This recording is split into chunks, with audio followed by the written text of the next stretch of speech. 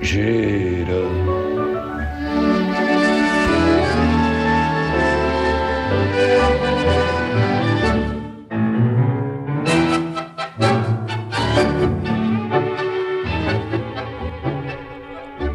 Claro, tiene usted razón. Nada más importante, Santos, que las correspondencias. O sea, vamos a ver, es que el volumen, siempre cada semana hay que hacer una selección y tal, pero esta semana no podemos más que referirnos a dos cartas. Nuestra amistad se fundamentó en la correspondencia, si usted recuerda bien. Nuestra amistad, es verdad, es una amistad epistolar, sí, una amistad que nació en la epístola. Exacto. La epístola de San Pablo, quizá. Y luego, fíjese, pero de todas maneras ha evolucionado en un sentido que empieza a preocupar a algunas personas, ¿no? Uh-huh. Nuestra amistad. ¿Sí? Sí, recibí ayer una carta de Soto Ibars, Juan Soto Ibars, nuestro compañero. Fantástico. Y oyente del podcast Obstinado, ¿no? Bueno, dice unas cosas que usted se las debería empezar a pensar. Le voy a leer el párrafo. Léamelo, exactamente, ¿no? Dice, vuestro podcast hace tiempo perdió ese tono poscoital de los albores y ahora parecéis más bien un exmatrimonio que logró mantener la amistad. Bueno, cuánta imaginación.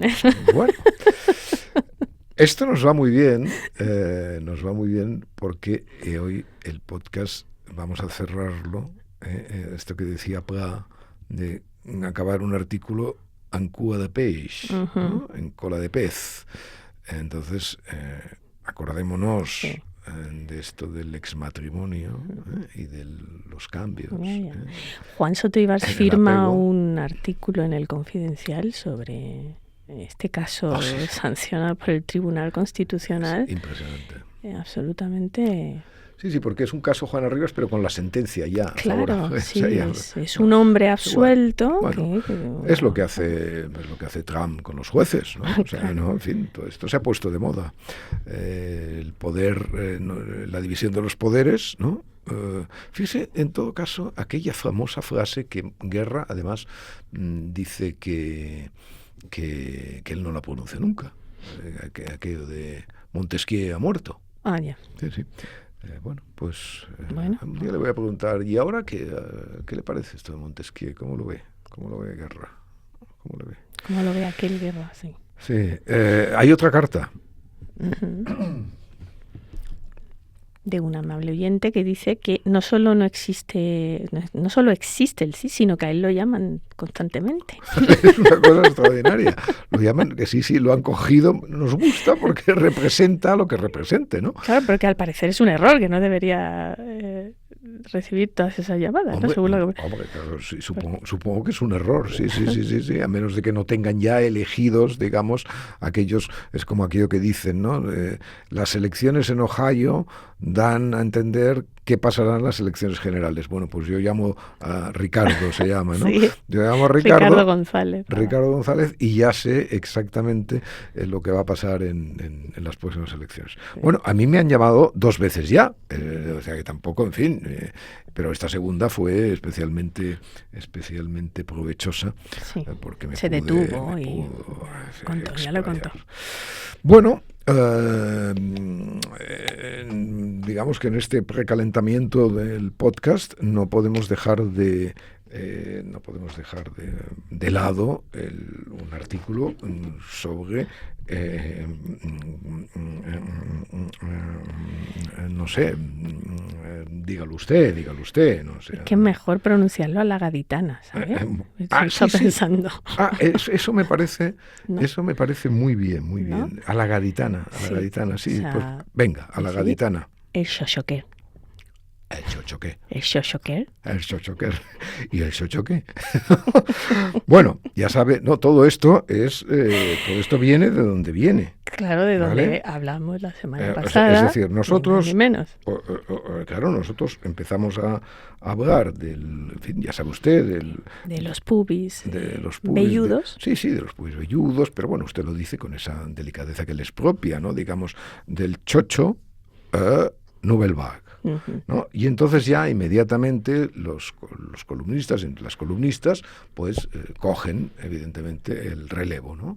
Y hoy esta señora Luz Sánchez Mellado habla del chochoquer, ¿no? El chochoquer o dígase en gaditano. Bueno, yo solo quiero leer una cosa. Bueno, entonces este artículo es un artículo para chicas, ¿no? Es como, ya sabe usted, ¿no? Escribí una columna el otro día sobre que El País es Lili, ¿no? Sí, esa revista, muy bien, por cierto, porque esa analogía, estas analogías. No, es que es perfecta, pero además es serio, porque claro, nosotros a veces hacemos demasiada broma de las cosas y entonces, claro, la gente solo se fija en la broma y tienen que ir un poquito abajo, ¿no? Esta analogía de Lili, realmente yo he de decirle que a mí leer El País, bueno, me provoca una cierta incomodidad ontológica, ¿no? O sea, en fin, yo puedo entender que de vez en cuando El País hable de la regla, ¿no? Porque la regla, pues bueno, es una cosa que le pasan a las mujeres y tal, y bueno, tiene asociada una serie de tal, como me parece normal que El País hable, pues qué sé yo, de la disfunción eréctil o de estas cosas que se ve que les cogen a los hombres, ¿no? Entonces, hombre, a mí me parece que bueno, eso pues de vez en cuando es normal, etcétera, etcétera. Ahora, mire, yo cuando tenía, pues sí, 11 años, debería tener, o 10, 12 años, de vez en cuando, pues en casa de algún amiguito que tenía hermanas o algo así, pues caía en mis manos un lilí, ¿no? Una lilí de estas. Y entonces me daba una sensación como, ¿sabe? Sí, como, pero no erótica. O sea, no entra en el boudoir de las... Sí, no era erótica, no era erótica como, por ejemplo, los vestuarios femeninos. O bueno, eso es por supuesto, ¿no? Pero algo mucho más ingenuo, ¿no? Una cosa que nos gustaba mucho a los chicos de entonces, no sé los de ahora, es cuando un amigo tenía una hermana, entonces ir al cajón de sus braguitas, ¿no? Y abrirlo y mirar las braguitas y todas estas cosas. Esto nos gustaba mucho. Pero lo de Lili no era eso, era como una sensación de decir, ¿de qué están hablando? O sea, como están hablando solamente de estupideces, de futilidades, de cosas que no son de ningún interés, ¿no? Que bueno, que quizá deban tenerlo para ellas y tal. Y esta es la sensación real, o sea, sin broma, que tengo al leer muchos días el diario El País, que está hablando como Lili, o sea, cosas de chicas, ¿no? Entonces, estas cosas de chicas, hoy, como me decía mi amigo en La Torre, hoy hay un artículo en El País que es El orgullo Lili. El orgullo Lili, efectivamente. Anticapitalista. Es una cosa tal. Porque... Y entonces fíjese cómo acaba dice, por la razón que sea, no imagina un grupo de varones, ni periodistas, ni notarios, ni operarios de obras públicas, creando un grupo parecido, como el que ya tiene, el chochoquer para comentar la problemática de sus partes. Y anda, que no tienen campo que arar sin salir de las disfunciones eréctiles y las revisiones de próstata. Bueno, sí. Pero ellos no son de hablar de sus cosas, no. Es que los periódicos no están para hablar de nuestras cosas. Me consta que unos colegas tan reputados o más que nosotras llevan lustros jugando al pádel de todos los santos sábados con las posteriores cumbres de cañas y cháchara, y ante la sorpresiva nueva paternidad al más veterano ninguno osó preguntarle por la mamá de la criatura. Bueno, bien, ¿y qué? Y entonces sí, todos los hombres, todos que juegan al pádel, a las cañas, fíjese además que el pádel, las cañas, o sea, son los estereotipos estos del macho alfa, que es la gran serie. Y entonces el final, que es extraordinario, dice, el psiquiatra Luis Rojas Marcos, un auténtico, en fin, el psiquiatra Rojas Marcos es un tirador de cartas, o sea, no, sostiene que una de las posibles razones por las que las mujeres vivimos más que los hombres es porque hablamos más de todo y no tenemos pelos en la lengua. santos. Un paper En list. la lengua. Dice que Luz Sánchez Mellado precisa que no tiene pelos en la lengua. A mí me gusta más la frase del capitalismo, la verdad. Bueno, hombre, el capitalismo, porque el capitalismo siempre tiene que la salir. inagotable capacidad del capitalismo para crearte deseos disfrazados de necesidades y facturar en consecuencia. Estos, los del Chochoquer, tienen que sacarlo siempre, porque como están en un diario que tiene unas páginas militarizadas, es decir, que tal, claro, ellas tienen que buscarse la coartada, ¿no? De alguna manera, sacar el capitalismo, pero para seguir hablando de sus tonterías, de sus chocheces, chocheces en un doble sentido, ¿sabe? Claro.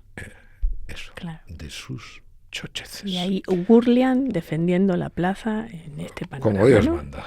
Bueno,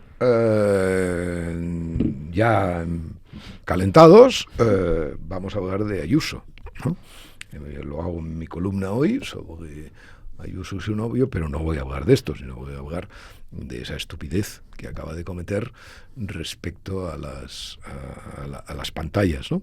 Es decir, se pone en vanguardia de la reacción ludita ante las pantallas y ha tomado una serie de decisiones, evidentemente todas erradas, todas, en fin, todas del mismo nivel, que supone romper telares, etcétera, etcétera, ponerle puertas al campo, en fin, todo eso que usted quiera decir, y sobre todo renunciar evidentemente a un instrumento de multiplicación del conocimiento completamente exponencial. Ha llegado al extraordinario exceso grotesco de prohibir que se envíen deberes a los alumnos que precisen el uso de pantallas. Es absurdo, porque la plataforma Raíces de la Comunidad de Madrid, para los niños, pues dejan tareas ahí y información y cosas. O sea, es un poco contradictorio. Desconocía esto de la plataforma Raíces. Sí. Ya. Y bueno, Raíces o Roble, o se llama de las dos maneras, o se ha llamado de las dos maneras, y entonces los profesores van dejando ahí sus tareas, sus comunicaciones, los niños tienen que entrar, ver la información, a veces se la bajan, otras veces se la imprimen. A mí me preocupa esto porque están convirtiendo, o sea, por supuesto los niños harán el uso que les dé la gana de las pantallas, etcétera, etcétera. Relativizaremos, por otra parte, en niños pequeños sobre todo, los efectos en el conocimiento que tengan y todas estas cosas, pero es que va a pasar algo. Las pantallas se van a convertir en un fetiche, ¿sabe? Se van a convertir en un fetiche para los niños. Se van a convertir en un objeto del deseo, digamos, mucho más pronunciado de lo que eran, en vez de convertirse en un objeto en lo que tendrían que ser, en un objeto como el reloj. O sea, usted tiene un reloj, mira la hora, tal y cual, lo utiliza, etcétera, etcétera. O sea, en un objeto banal, o en un objeto tan banal como aún mucho más banal que la calculadora, etcétera, etcétera. O sea, nosotros estamos entrando en un umbral. Y esto es una evidencia, sobre todo en dos terrenos, que es el del conocimiento y en el de la salud, donde los cambios se van a producir de manera inminente, y además se van a producir con consecuencias muy disruptivas respecto a lo que hemos vivido hasta el momento, ¿no? Mire, una cosa sobre el conocimiento que hemos visto estos días a través de un anuncio de uno de los influencers estos que conocen los planes que Apple tiene, ¿no?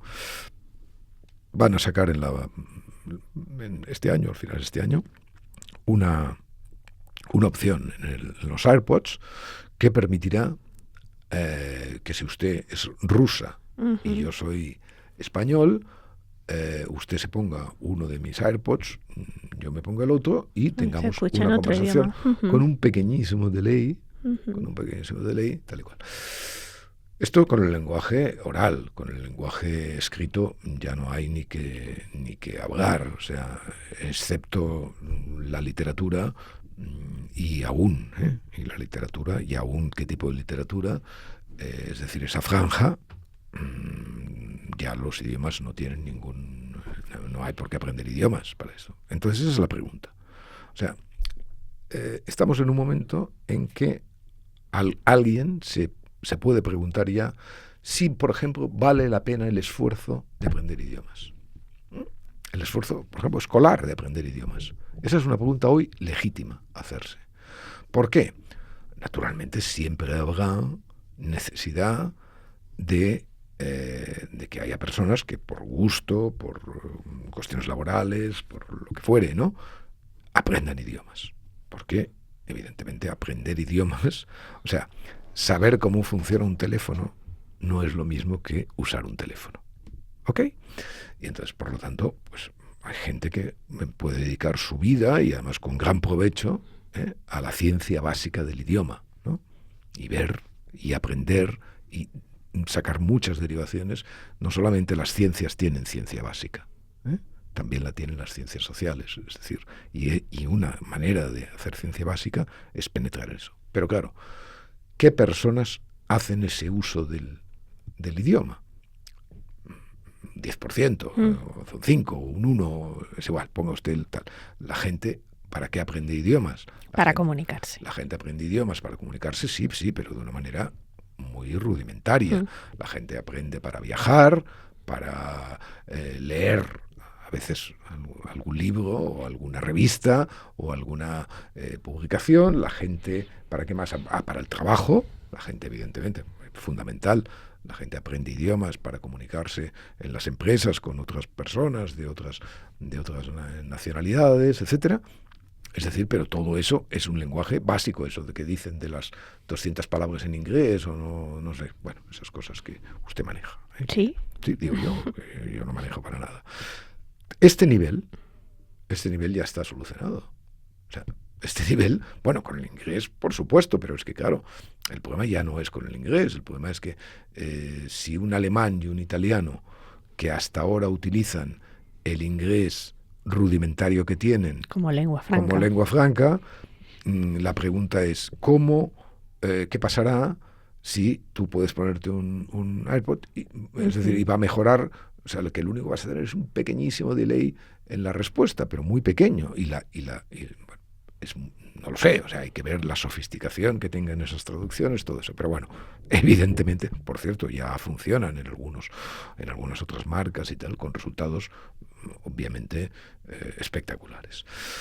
Bueno, pues en un momento en que, por ejemplo, los currículums académicos tienen que empezar a plantearse eso, ¿no? ¿Qué hacemos con el estudio de los idiomas? ¿Y a partir de cuándo? Porque claro, yo, por ejemplo, podría entender que a los niños pequeños se les inmersione en colegios con una lengua, ¿no? O sea, usted va a tener 2 lenguas nativas, la de su madre y la del colegio. Bueno, es una opción. Una opción, entre otras cosas, porque esa opción no requiere un esfuerzo permanente y obstinado. Ahora, personas después de los 7 años que tengan que aprender un idioma, digo los 7 años porque parece que es el umbral donde aprender un idioma se convierte en un esfuerzo. Y, por cierto, donde aprender un idioma siempre implica la existencia de acento. Antes no, dicen que 7, 8 años, en fin, es una frontera dudosa, pero para que nos entendamos, ¿no? Entonces, mientras todo esto, bueno, ya no vemos el campo de la salud. O sea, mientras usted se hace un chequeo, y yo, cuando estoy aburrido, los insomnios, me hago un chequeo por la noche, ¿no? ¿Qué tengo que hacer? Pues saber que estoy vivo, coño, pero súper vivo, ¿no? O sea, no vivo porque esté despierto, sino que además todo sale bien, el corazón, tal, no sé qué, perfecto. Bueno, cosas para divertirse en los insomnios. Y entonces, o sea, te estás haciendo un chequeo tal y cual, estás utilizando el móvil como, bueno, usted le pasa, ¿no? Haga la prueba, envíe sus próximos análisis a Gepetto. Bueno. Y dígale, ¿qué te parece? ¿Cómo estoy? Y bueno, cuidado porque le hace la pelota, O sea, claro, la pelota un poco. Está usted estupendo. Bueno, te vas a comer el mundo, en fin. No, pero de verdad, o sea, ponga usted sus análisis en el ChatGPT. Ya verá. Yo eso lo hago con muchísima frecuencia. Igual que hago, insisto, esto de las... Entonces, en ese panorama resulta que... Es pecado. Que es pecado, que distrae, que no sé qué. Hombre, claro que distrae. Es que vivir distrae.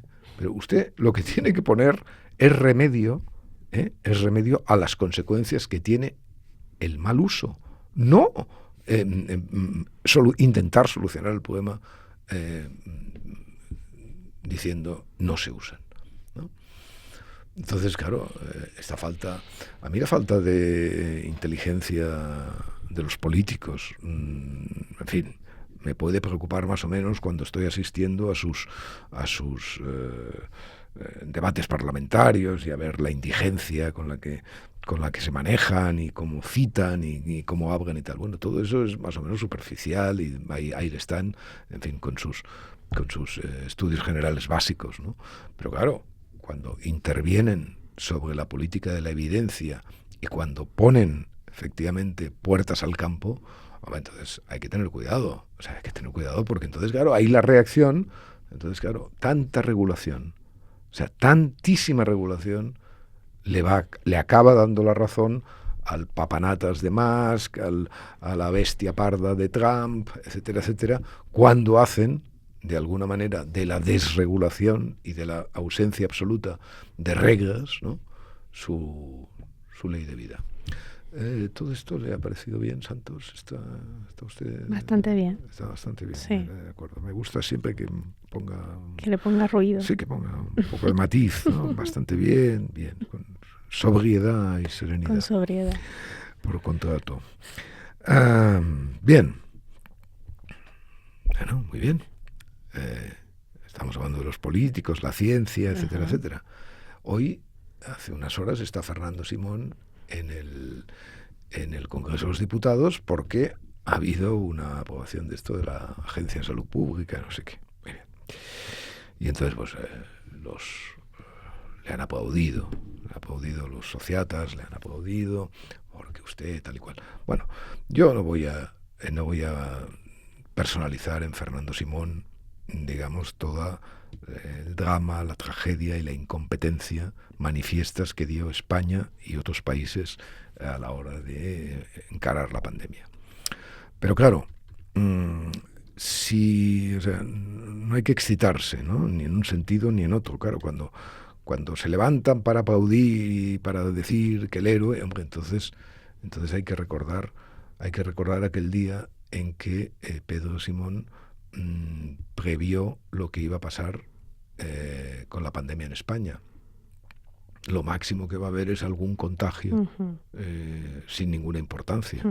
Claro, de acuerdo, nadie sabía muy bien lo que iba a ser tal, pero cuando uno no sabe y está al frente de un organismo de la calidad, digamos, de lo que estaba gestionando en aquel momento, uno tiene que ser prudente, porque esa imprudencia de alguna manera luego la vas a proyectar probablemente en tu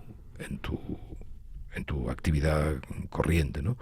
Fernando Simón, bueno, en fin, no es para mí el representante de lo peor. O sea, lo peor que hizo España en la pandemia. España hizo una cosa bien en la pandemia, ¿vale?, que fue la vacunación. Y lo hizo porque además el movimiento antivacunas no tenía aquí fuerza. Solamente estaba esta chica Berta González de Vega en Málaga diciendo, levantando la mano, no, vacunas no, que me voy a morir. No, decía que... La única. Las tonterías de Berta González de Vega sobre las vacunas fueron legendarias. Pero las vacunas estuvieron muy bien y funcionaron muy bien en España. Y todo el mundo se vacunó como correspondía. Pero naturalmente, o sea, el confinamiento más severo y probablemente más inútil, los perros saliendo al parque, los niños quedándose en casa, en fin, las mascarillas en el exterior hasta el final de los tiempos, en fin, y sobre todo la altivez ignorante de ese hombre que dijo haber salvado 450.000 vidas, ¿no?, apuntándoselas en fin, como galones, ¿no? O sea que realmente, pues, España empezó muy mal, empezó como la peor, pero bueno, al cabo del tiempo, pues lo hizo tan mal como lo hizo seguramente el Reino Unido, como lo hizo Francia o como lo hizo Italia. Aunque sí a esa cuestión se le añade la gestión económica, ¿no? Entonces seguramente España da el peor resultado de todas, ¿no? Porque es el cruce, digamos, entre lo que supuso desde el punto de vista terapéutico y lo que supuso desde el punto de vista de la gestión económica. Pues ahí España da quizá el peor resultado, pero también es verdad que, hombre, España es una economía particularmente vulnerable a los cierres, porque el turismo, porque etcétera, etcétera, etcétera. Bien, ¿usted tiene idea de que a 5 años de la pandemia el gobierno de la nación haya promovido una publicación sensata, gorda, eso que decíamos el otro día del libro gordo, tal y cual? Volvemos a repetirlo. No. No, hay Pero un documental en contra. Hay un documental que salió en televisión española de los ancianos que murieron en residencia. Yo de pornografía no me ocupo. Pero si esto dijimos del gobierno, hay que decir algo de la oposición. ¿Ha habido alguna pregunta parlamentaria, alguna interpelación, alguna petición de convocatoria en pleno, algo que haya hecho la oposición para 5 años después sepamos en lo que podamos saber, que no es todo ni muchísimo menos? Por ejemplo, el otro día hablábamos de esto de los confinamientos. No sabemos muy bien qué supuso, qué no supuso.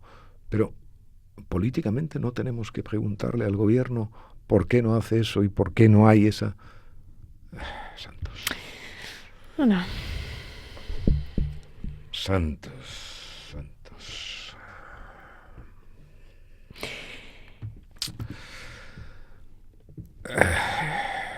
¿Qué me quiere contar? No, es que estoy tomando aire. Está pensando. Estoy tomando aire Ya. porque, mire, fíjese, hay una cosa muy interesante con esto.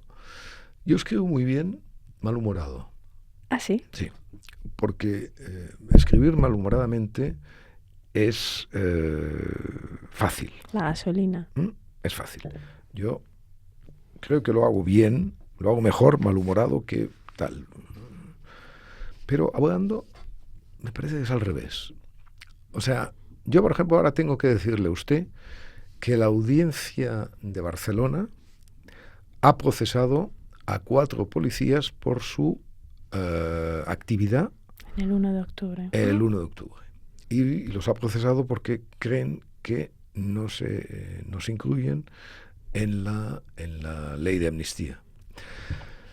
Entonces tengo que contenerme para hablar de la audiencia de Barcelona en términos en que la audiencia de Barcelona no pueda procesarme. Claro. Lógico, ¿no? Naturalmente. Pero no solo de la audiencia de Barcelona, porque, en fin, la audiencia de Barcelona todos sabemos en manos de quién está, por supuesto. En manos de qué decantación de las cosas. Pero es que, claro, en realidad la audiencia de Barcelona no hace nada más que aplicar un poco la norma. Mire, el artículo 2A de la norma aprobada, excluye de la ley de la amnistía. de la ley de la amnistía, excluye de su aplicación los actos dolosos contra las personas que hubieran producido la pérdida o inutilidad de un órgano o miembro. Le faltó poner de un ojo para que fuera Exactamente. más preciso. Exactamente, eso es lo que... Caso particular. Cuando una ley busca la universalidad, pues aquí estamos en lo contrario. Ese fue un párrafo que introdujo Junts en las negociaciones con el PSOE y que el PSOE admitió a última hora. El PSOE seguramente sin saber. ¿A qué se refería? Porque, claro, estaba Santos Cerdán, ese hombre tan... Bueno, o peor, Bolaños, ¿no? Este hombre tan culto. Seguramente no sabía, o sea, los del PSOE ni siquiera lo sabían. Sabían por qué el órgano tal y cual, ¿no? O sea, su ignorancia es abisal, pero los de Junts sí que lo sabían. Sabían que había un militante nacionalista que tiró una valla de hierro contra los policías, y provocó evidentemente el disparo, ¿vale? Bueno, fíjese usted eso, el órgano, sí, o sea, se cita el órgano, que suponga la pérdida del órgano.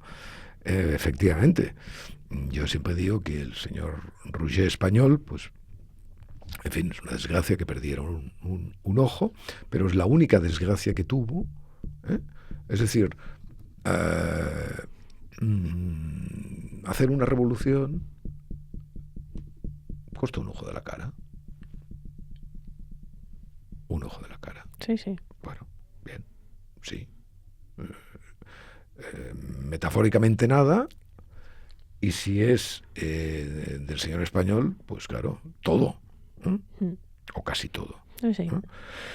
Bueno, solo espero evidentemente que el recorrido final de este procesamiento acabe con la absolución de los policías, que evidentemente se comportaron con absoluta proporcionalidad, y si usaron las pelotas de goma es porque usar las pelotas de goma estaba autorizado por la ley. Completamente. Eso primero. Y segundo, lo que espero es que la oposición diga ya que cuando llegue al gobierno, en el caso de que estos policías resulten condenados, los indultará. Vamos a ver. No, claro, es que, en fin, o sea, vamos a ver, una oposición lo que tiene que hacer es gobernar, aunque esté en la oposición. Y aunque sea gobernar a los años vista que se precisen, ¿no? Porque esta indignidad, esta absoluta indignidad de haber llevado a los verdugos de este asunto al honor y a la gloria, mientras las víctimas son juzgadas, es uno de los escándalos más evidentes de la claudicación miserable del gobierno de la nación ante los independentistas delincuentes. El gobierno se porta como oposición y la oposición no existe.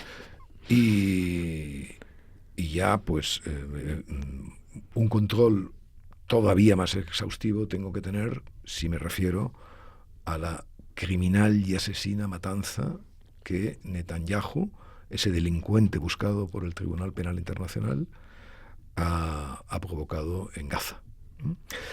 Y como las matanzas de Netanyahu ya son, en fin, digamos, cosas corrientes,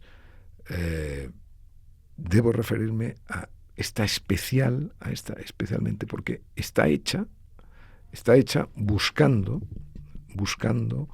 esa especie de, ¿cómo le diría yo? ¿Sabe usted eso que ponen, lo hemos dicho alguna vez aquí en el podcast, y yo lo he escrito muchas veces, eso de los pasos a nivel franceses, ¿no? Sí, que pasan dos trenes y un tren uno puede puede. Entonces, un tren puede ocultar al otro. Mediante la ocultación, que la cobertura que le produce Ucrania, la negociación con Ucrania y tal, Netanyahu, ese asesino, es capaz de desencadenar una ofensiva como la que desencadenó. En fin, querrá ya algo más dulce, y querrá saber el nuevo capítulo de la vida de nuestro Piguet. Por favor. Bueno, pues el otro día vino con una cajita. Ajá. Fíjese que yo hay 2 días que nunca he celebrado, que es el día de San Valentín y el Día del Padre. Sí celebré el Día de la Madre, alguna vez, pero el Día del Padre y el Día de San Valentín no. Y entonces, pues no sé, esto del Día del Padre tal y cual, pero... Pues es muy importante en España, ¿sí? El Día del Padre. Pero ahora, como todos los esfínteres del alma se aflojan, uno, pues tal y cual, pues ya me gustó muchísimo que viniera nuestro Piguet con una cajita de caramelos el Día del Padre, felicitándome y diciendo que he sido un buen padre. Y esos caramelos eran ¿de qué?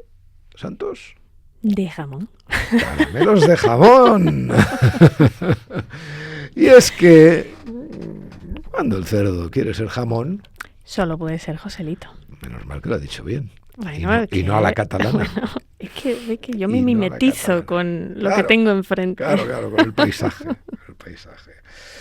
Cuénteme una historia interesante sobre literatos y asesinos. Bueno, el escritor Luis G. Martín, que escribió un libro basado en las cartas que se intercambió con José Bretón, este asesino de sus propios hijos. Mm. Bueno, la madre, Ruth Ortiz, ha demandado, bueno, ha amenazado con demandar a la editorial Anagrama por el libro, y entonces está paralizada la distribución. Bueno, me parece un escándalo. Me parece un escándalo absoluto. Y fíjese, me parece primero un escándalo técnico. Uh-huh. Y le diré por qué. Todos los argumentos que yo he leído de la madre de estos, de la pobre madre de estos pobres hijos, son argumentos que aluden a cuestiones ya publicadas en los Uh-huh. periódicos. O sea, Sí. esto ya ha salido, o sea, todo lo que a ella, en fin, más o menos, supongo que en el libro evidentemente habrá una ampliación de algunas cosas y tal, pero todos esos, o sea, todo lo que le duele en realidad ya está en los periódicos cuando dieron la noticia de esta cuestión. Entonces, yo evidentemente no he leído el libro de Luis G, ¿se llama? Luis G. Martín. De Luis G, pero sí seguí el caso de José Bretón, y sobre todo seguí las múltiples indignidades en el tratamiento del caso José Bretón que televisiones, radios, digitales, etcétera, iban publicando sobre este asunto, que dudo mucho yo que lleguen en su carga de indignidad a rozar siquiera lo que Luis G. Martín, insisto, que no he leído el libro ni conozco a este hombre, solo sé que escribía unas estupideces hace un tiempo en El País y tal, pero bueno, El País escribe muchas estupideces, por lo tanto no puedo prejuzgar, pero bueno, o sea, que una persona, o sea, ahora va a estar prohibido, digamos, que una persona, o sea, ahora vamos a prohibir a Le Carrer, a Manuel Carrer y el adversario, porque vaya a entrevistar, hombre, ¿pero qué es esto? Y además, fíjese usted, preventivamente.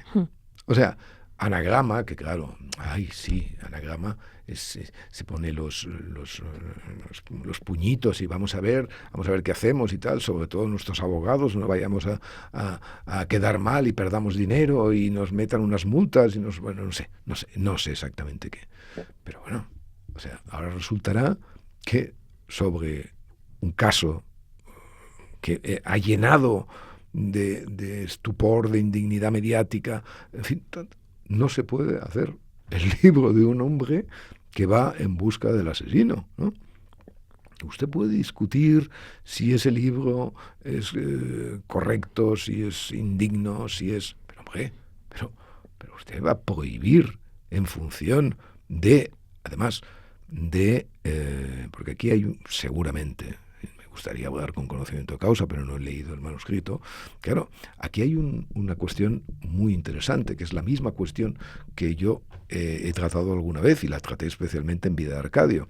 Hay hechos que corresponden, hay hechos que son compartidos, ¿no?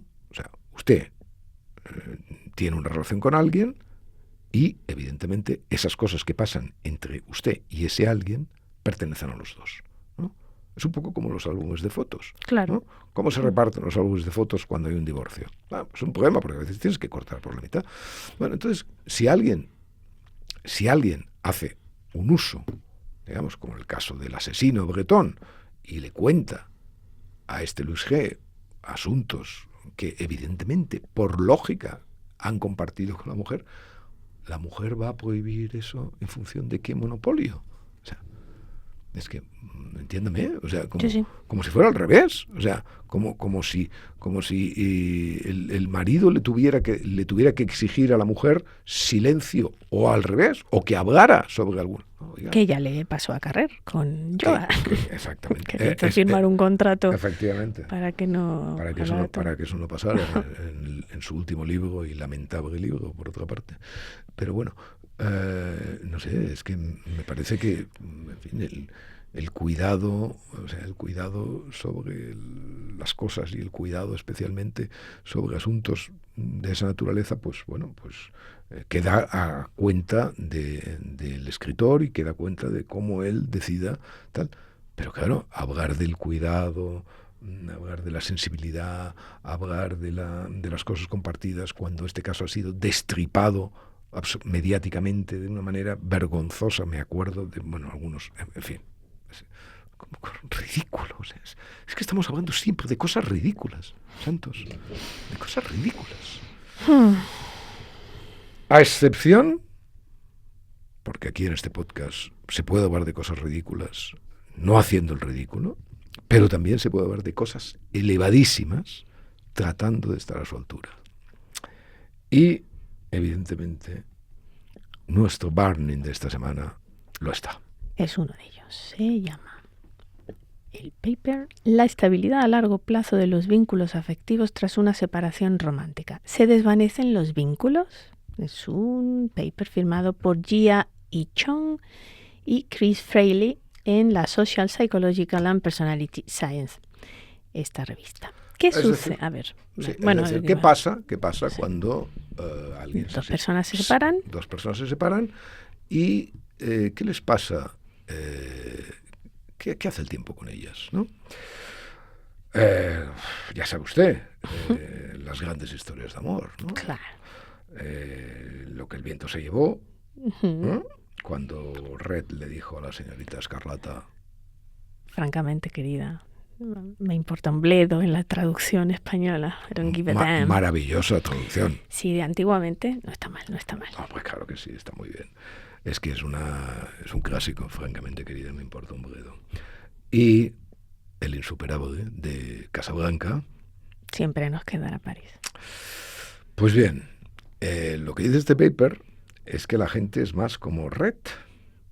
Ya. Que le importa un bledo la vida del otro y que solo a unos pocos, muy, muy pocos, les queda París. Sí. Sí, diga. El estudia si los lazos de apego con exparejas desaparecen por completo o si persisten con el tiempo. Y en promedio, las personas terminan desligándose completamente de sus exparejas. Pero el proceso es lento. Toma aproximadamente, lo tienen medido, 4.18 años para llegar a un punto medio de desapego. En 8 años el desapego es total. Ya a partir de ese momento las exparejas llegan a parecer psicológicamente desconocidos. O sea, después de 8 años, aquel que amaste es un desconocido. Bueno, podemos decirlo con términos planianos esto, se me ocurre, ¿no? O sea, els enamorats, no? Passen a ser coneguts en 4 anys y saludats en 8 anys, no? Pla decía aquello, no? Jo tinc amics, pocs, molts coneguts i encara més molts saludats. ¿No?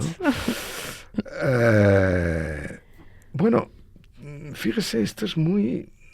O sea, todas las bromas, todos los calificativos amorosos, todos los gestos que eran solo para el otro, todo ese microcosmos maravilloso del amor desaparece en un desvanecimiento irrevocable. Bueno, el paper reconoce que hay casos contados, ¿no?, de personas que nunca se desprenden del todo. Sí, que son como ansiosos, ¿no? Personalidades ansiosas. Son monstruos del apego. Pero tenga cuidado, Santos, porque para que la cosa entre ellos dos, entre esos maravillosos monstruos del apego, funcione, hacen falta dos, porque si no, uno se puede encontrar en el reencuentro al otro lado de la mesa, diciéndole al otro aquello de: y ahora que estoy frente a ti, parecemos, ya ves, dos extraños. Lección que por fin aprendí, cómo cambian las cosas, los años. Angustia de saber, muerta ya la ilusión y la fe. Perdón si me ves lagrimear, los recuerdos me han hecho mal. ¿Se acuerda de Adriana Varela o de Goyeneche cuando la canta? Esa historia no la ha contado todavía. No me nombres a zorra. Por lo tanto, querida Santos, quién sabe si a Rick y a Elsa les quedó París. O se encontraron alguna vez como dos extraños. Y en cualquiera de las dos hipótesis, recuerde siempre que al mundo nada le importa.